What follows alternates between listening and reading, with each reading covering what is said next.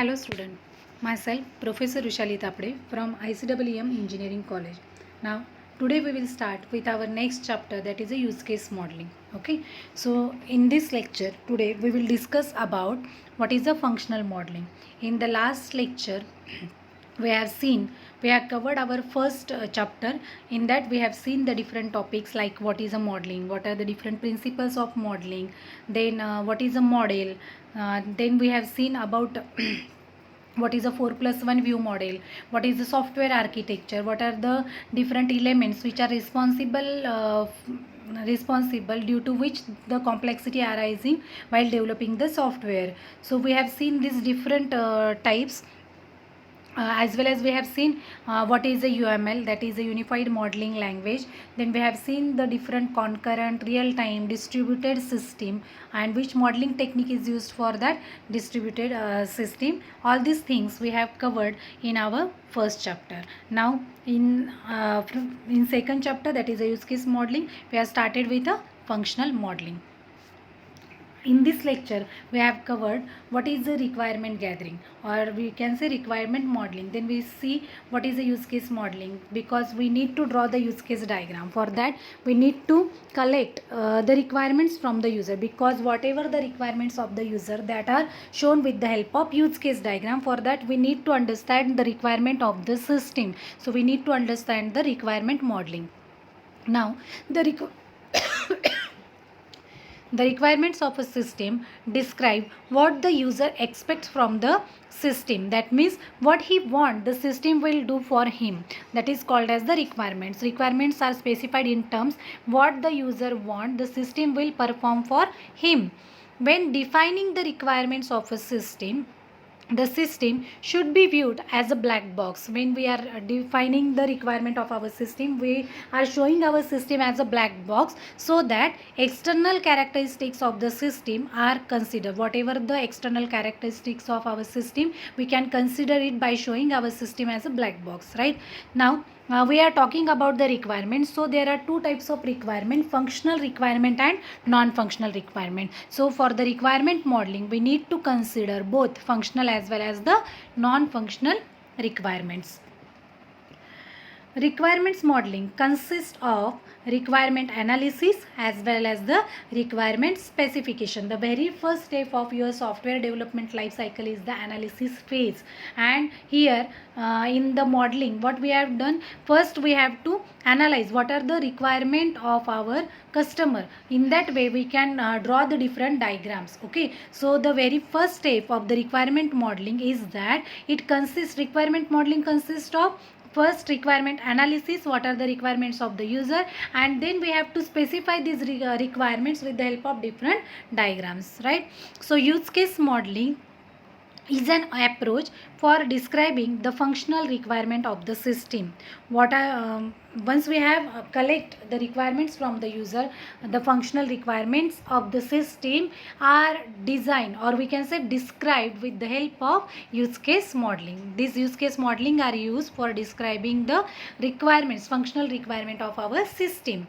The system data requirement, that means what the system exactly required, it is shown with the help of static modeling. Understood? The system data requirements in terms of the information that needs to be stored by the system, they are determined with the help of static modeling. Okay, we have seen in the last lecture there are three types of modeling: use case modeling, static modeling, and dynamic modeling. So the requirements of the user, whatever the we analyze the requirements, they are described with the help of functional requirements of the system. What the user want the system should perform for him, that all the things are described with the help of use case modeling. Whereas whatever the information the system required, that is stored inside the system, that is shown with the help of static modeling.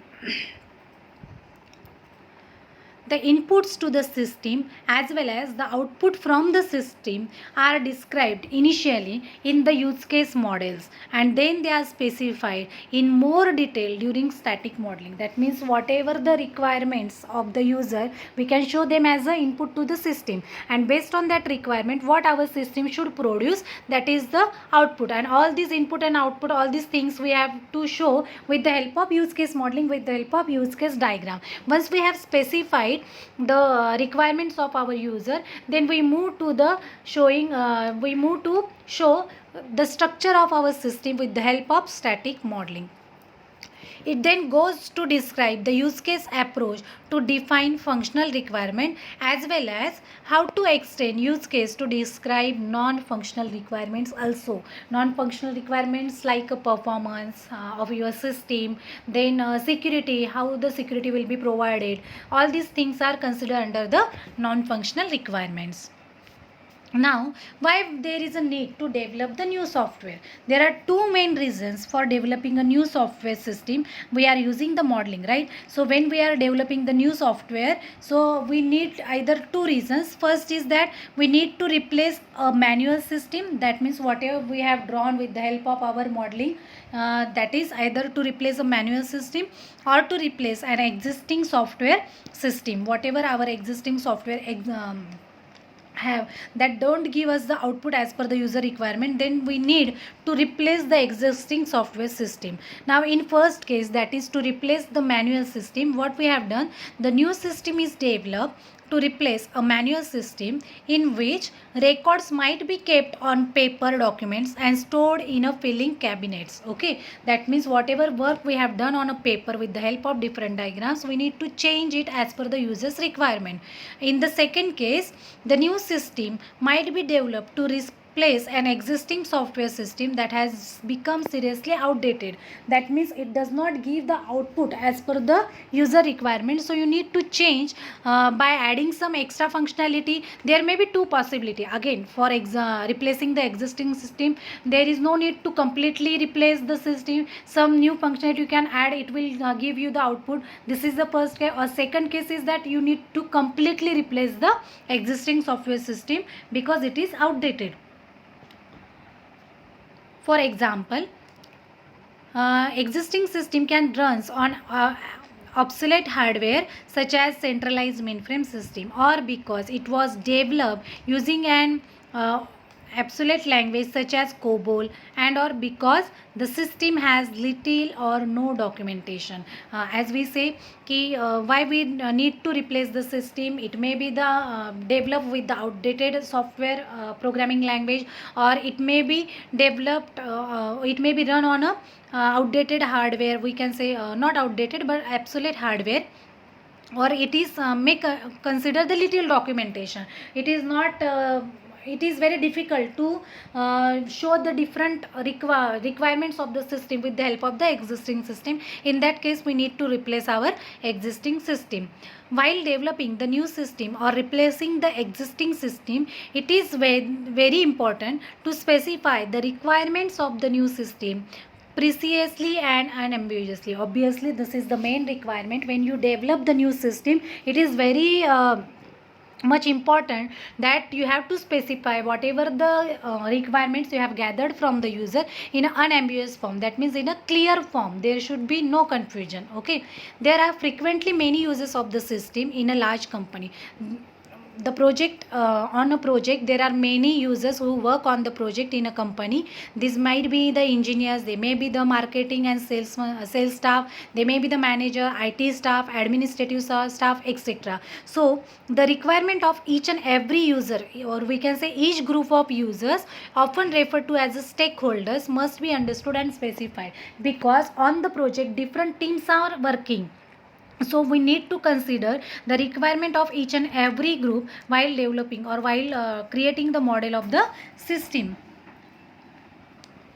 Now, requirement modeling consists of requirement analysis as well as the requirement specification. Here first we see what is requirement analysis. The software requirements describe the functionality that the system must provide for the user. What the software requirement, they describe the functionality of the system that system must provide to the users. Requirement analysis involve analyzing the requirements That means what are the requirements of the user from the system, what the system will perform for him. For example, by interviewing is a user, how we gather these requirements. Okay, so by asking some questions to the user, we can collect the requirements from the user, that so that the system will perform as per the user's requirement. The first question is that what is your role in the current system, manual or automated. Whatever the system you develop, it may be the manual, it may be the automated, you need to ask the user what is your role in the current system. Then next you ask to the user how do you use the current system.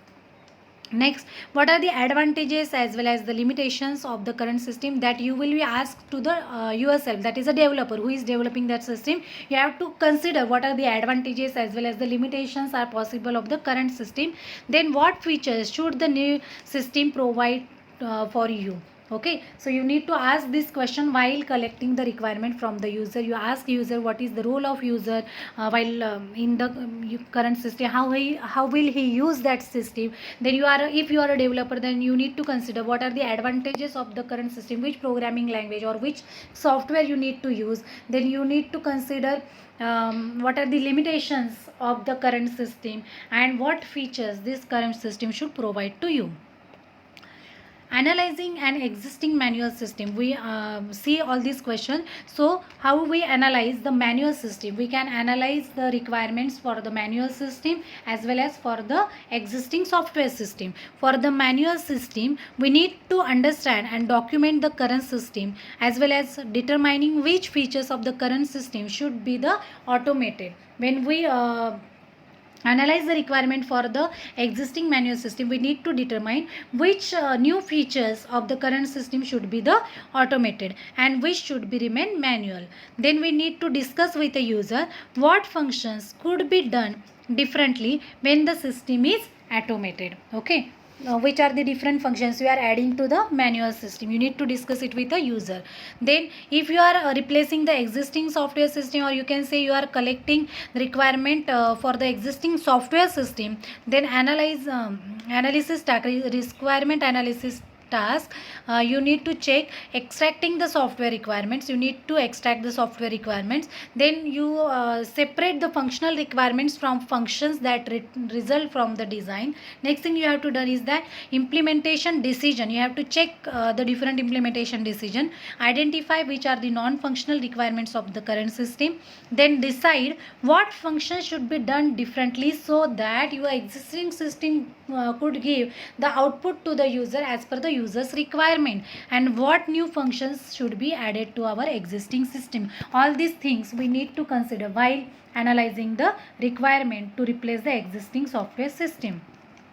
Now the next is that as I said, requirement modeling consists of two parts. First is the requirement analysis and second is the requirement specification. Once we analyze the requirement either for the manual system or for the existing software system, after the analysis the requirements need to be specified. We need to specify the requirements. Okay, so the requirement specification is the document that needs to be agreed on by the requirement analysis as analyst as well as the user.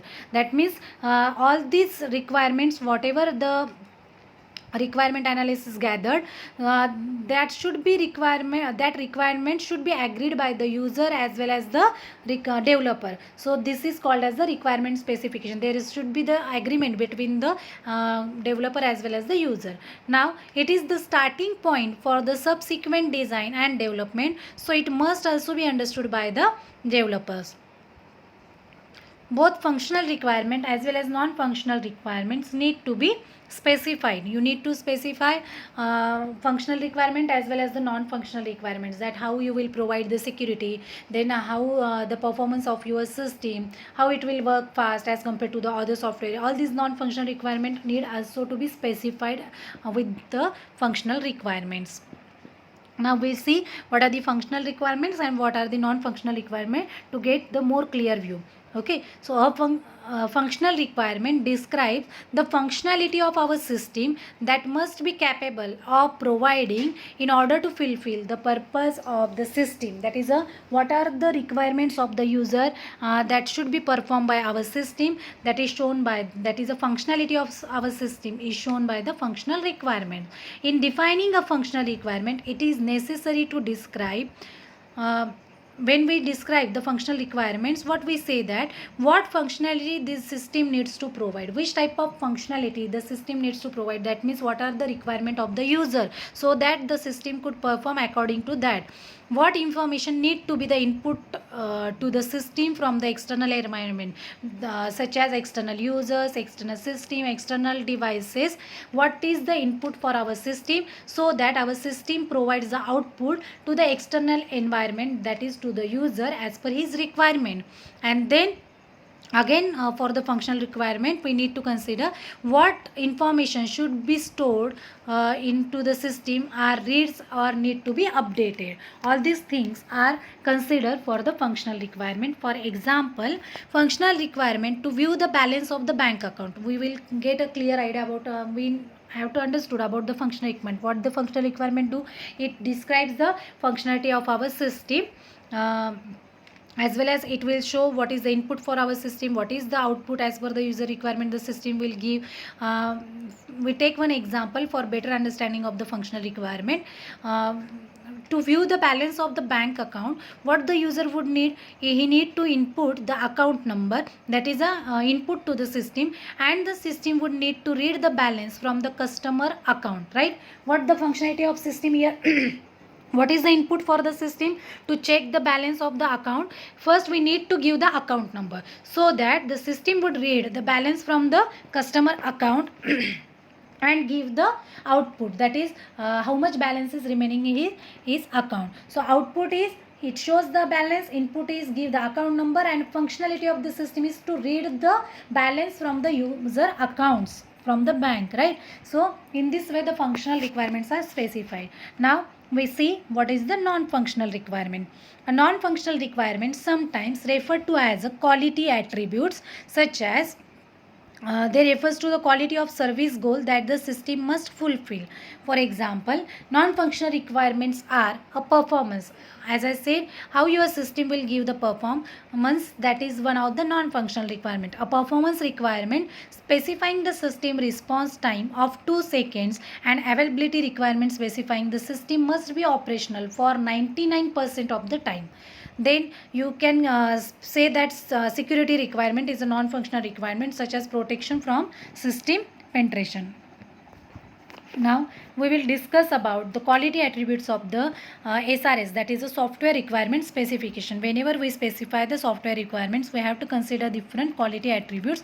The following are the attributes which are considered for a well written software requirement specification. First one is that correct. Which attribute we have to consider, that is a correctness.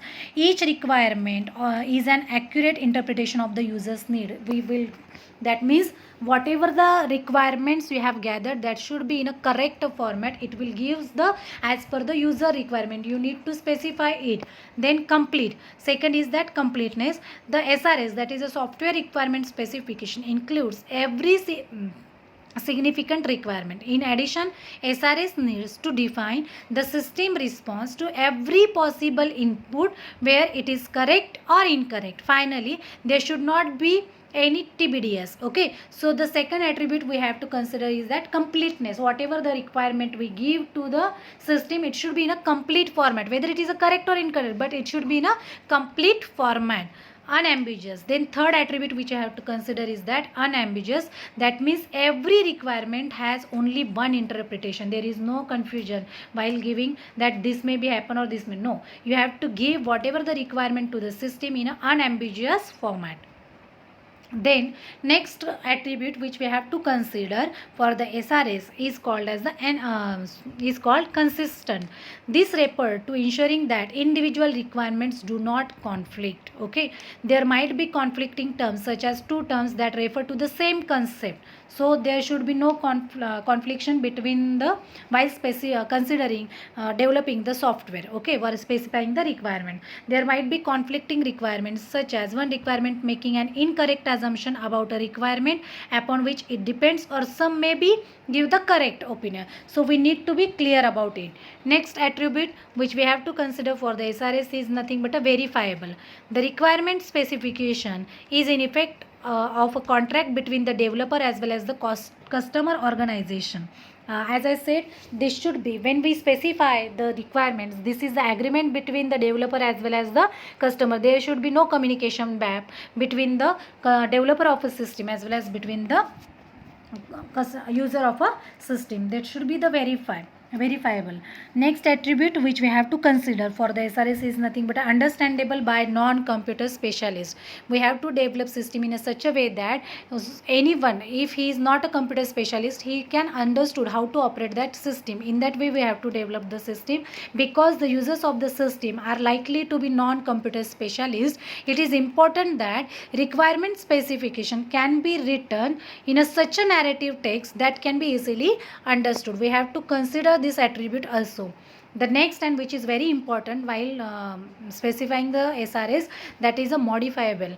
Because the requirement specification is likely to go through the several iteration, it is go through the various cycles, it needs to evolve after the system has been developed. It is necessary for the requirement specification to be modifiable. That means it is necessary as per the user's requirement that your system need to be modifiable. If user requirements change, then that will not affect our whole system.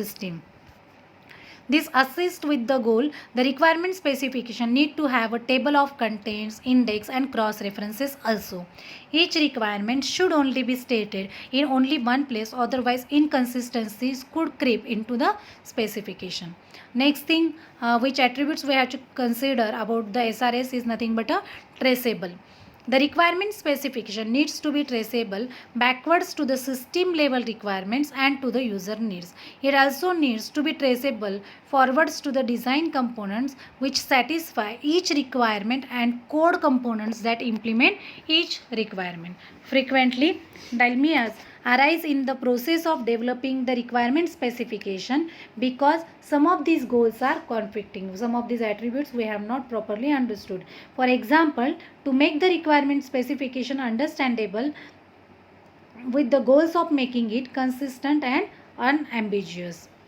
User involvement is required at all stages of the requirement specification process. We know that we have to consider the user requirement at each stage while developing the software to ensure that user needs are incorporated into the requirement specification. Ideally, users should be on the requirement specification team. That means we need to consider one of the team member as a user who want to develop the system. Several reviews need to be held with the user while developing the system. We need to take the several reviews, give the several reviews to the user.